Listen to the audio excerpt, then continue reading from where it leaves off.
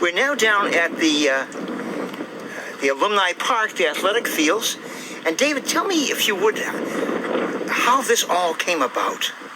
Well, I can remember one thing. As a boy, there was a picture of this land with cows grazing, and the house that owned it, the farm, is still up here in the left-hand corner. You can't see from here. Yeah. But jumping ahead, when Lee Harrington was here at the college, yeah. I forget the title then, whether it was dean or student, yeah, whatever it was, and I was elected state rep. And I'm not sure it was the year, it wasn't 64, 60, might be 68 to 69. Yeah. They were auctioning this piece of land off. And the people who own the property. Yeah. This whole piece of land. The whole piece, all of it. I forget how many acres, 100 and something, whatever it was, large. And they had the flags up, and they had the auctioneer here. About 10 a.m. in the morning was scheduled. And Lee Harrington had gotten a hold of me the day before to meet me at Boyden Hall, to drive down with him to stop it. And I said, well, how am I supposed to stop the auction? He said, well, you know, my first cousin is president of the Senate. If you can stop it, we'll think of something. Just tell him you're going to buy it, and you have the votes and the commitment from the state. So I didn't go as far as to say I had the commitment with the state, but I spoke with a great deal of confidence to the three auctioneer people in the firm that was here, and said I could give them my own personal word that this would take place, and it might take place in a few months, but the state would purchase this parcel. And they did stop it that day. And I remember who I went to in the House side, but the only commitment I got is, look, it's not going to happen, but we'll get it over to the Senate for you.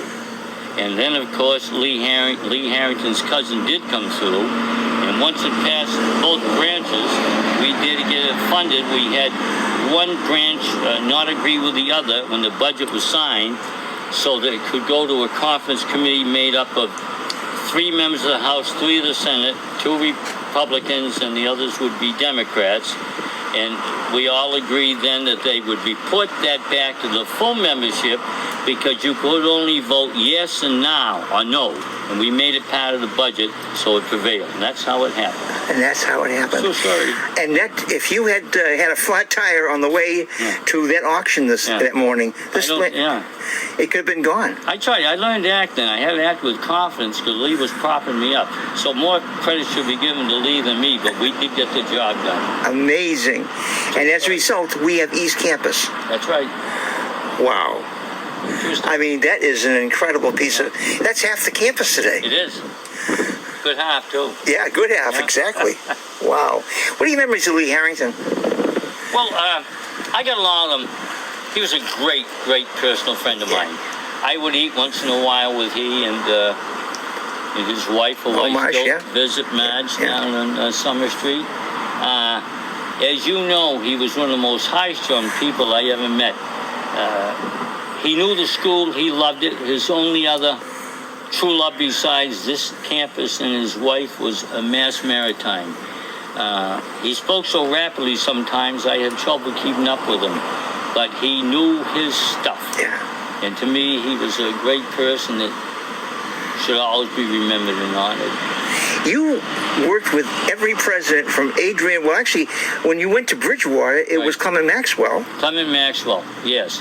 And I remember John Kelly. You remember John Kelly, too? My grandfather was a substitute night watchman here, and where the quadrangulars coming out of Boyden. Yeah. In the 70s, he fell in those steps. Didn't break anything, but he was off his feet for about a month. And John Kelly, once a week religiously, would walk from his home, wherever it was in Bridgewater, or walk from the college down to 326 Main Street to greet my grandfather. Isn't that Spend a couple hours with my grandfather. Oh, my God, that was John Kelly. Yeah. And he was president until 1951, and then Clement took over in 52. That's when I was... And you were a student, and then you obviously worked very closely with Adrian Rondelau, and then with Gerard Delicato. Yes, I did. And then back again Jerry with... did his share, too, beautification for the campus. Yeah. They all did something good for us. Yeah. And then Adrian again, and then Adrian Tinsley for 13 years. And now with Dana Molifaria. That's right. And I just remember so well when in September of 2010, when we achieved university status, he gave you a great deal of credit for that. Tell me about your role in the college getting. Well, all I did was my part. I remember I was in a very good position being chairman of long-term debt capital expenditures and all capital assets. I mean, I had about $23 billion under my direct jurisdiction. So Deval Patrick, I spent a couple of hours with him at least once a week to go over everything. And we had a very good rapport. So, of course, having Peter Katoujian up there as the chairman, me as the chairman, we were able to help all the colleges get that done.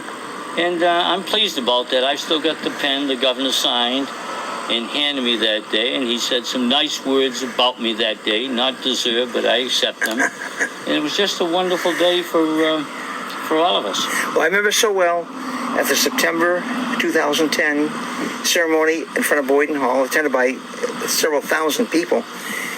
Dana Molifari told the story of how you intervened at his request and saved the science building because, I'm quoting him, right. He said that they were $10 million short of what they needed to do to finish that building.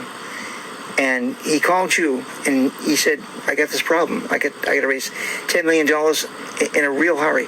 And as I recall, he said, you in response said to him, give me an hour.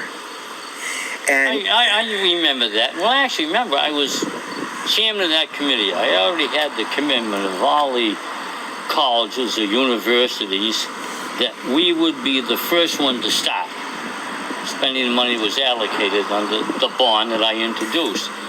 And I knew to get $10 million more, I'm the one that had to make the recommendations to the speaker if we could afford it, and we could. I remember going to Sal DeMacy around noontime at 12:30, best of my recollection. And I said, I've got to have $10 million more. It stops the whole project. He said, well, can we swing it? I said, of course we can. I wouldn't be in here to tell you if we couldn't. Yeah. And he said, well, then that's it. You got my approval. So I picked up the phone between 1 and 1:30 and simply said to the President, Dana Molifari, we're all set to go. And I know that he was thrilled by it.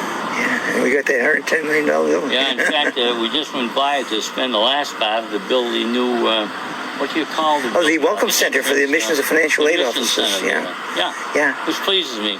I grinned when I came by with you in the car just now thinking about that conversation. Yeah.